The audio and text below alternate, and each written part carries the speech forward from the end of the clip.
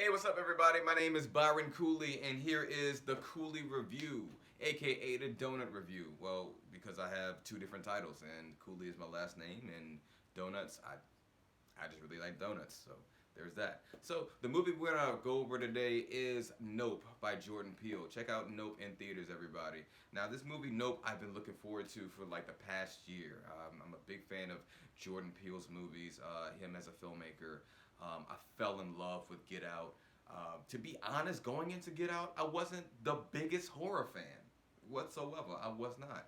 But Get Out actually reintroduced me to the horror genre, and I slowly fell in love with the horror genre of like how it can be used to provide as a social commentary and also be funny as well. Given that this movie also stars Daniel Kaluuya, and we're seeing like a Jordan Peele, Daniel Kaluuya reunion, I figured like, hey man, this has got to be great. And Us was pretty cool too. But getting into Nope. It follows the story of two ranch owning siblings that are seeking to capture a UFO live on camera. So, in hopes of getting this UFO live on camera, they hope to save their ranch that was left behind from their tragically murdered father. That happens at the beginning of the movie. Oh, yeah, spoilers. Spoiler alert. Well, you know what? No, because he was seen to be dead in the trailer. So, bada boom. But not for real, though. We're going to get into spoilers later. So, everybody, spoilers from here on out. If you haven't checked out the movie, go check it out and then come back to my video. Getting into Nope, the acting was incredible. Daniel Kaluuya just knocks it right out of the water. In my opinion, Daniel Kaluuya is an example of an actor that, when he performs, less is more. Especially in his quietest of moments. You're going to see that particular moment where he is inside of his truck after his truck shuts down.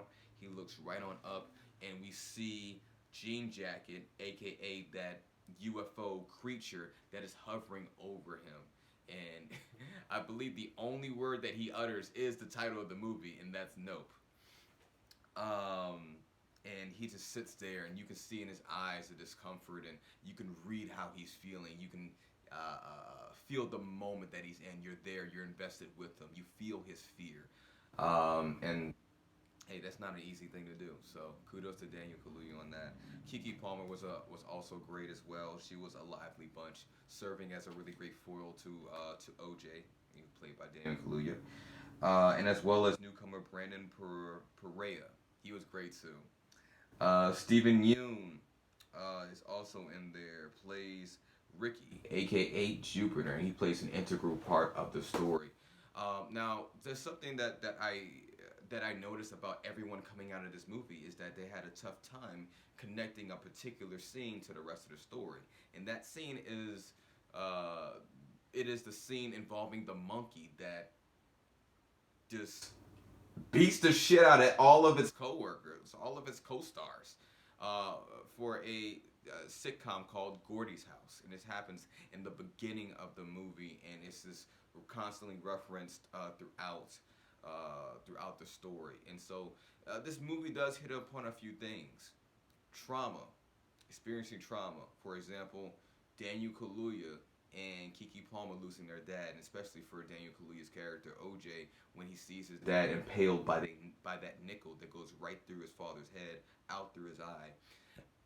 He's dealing with loss, and as a result, that leads to him using spectacle to uh, using a form of spectacle. That's what I wanted to say. Take two, boo. Using a form of spectacle to take care of his father's ranch. Whereas for Stephen Yoon's character, Ricky, he experiences trauma when he watches the monkey beats the shit out of all of his coworkers. And so Stephen Yoon actually uses that trauma from that moment. He uses all of like what happened, and he monetizes off of that to actually have people come to him. He gives tours on set about what happened bit for bit, but this man is clearly traumatized by it. But he grew up as a child actor on a TV show that exploited a monkey for monetary gain, for viewership. And Full Cycle, he's affected by that, and he does the very same thing with his own trauma, and two, with the actual alien jean jacket that hovers around and that eats creatures. So he even feeds this creature horses and has people pay him to see that happen. Ain't that something? So this movie hits upon the themes of exploitation, spectacle, and trauma.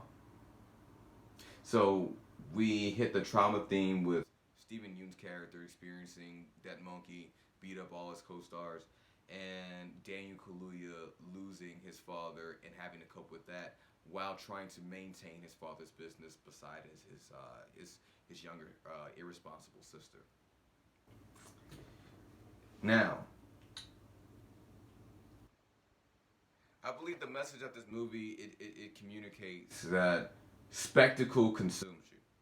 The main spectacle in the movie, or the character that represents spectacle in the movie, is Jean Jacket, the alien that goes around eating everybody that makes eye contact with it, or should I say, consuming everyone that is trying to be a part of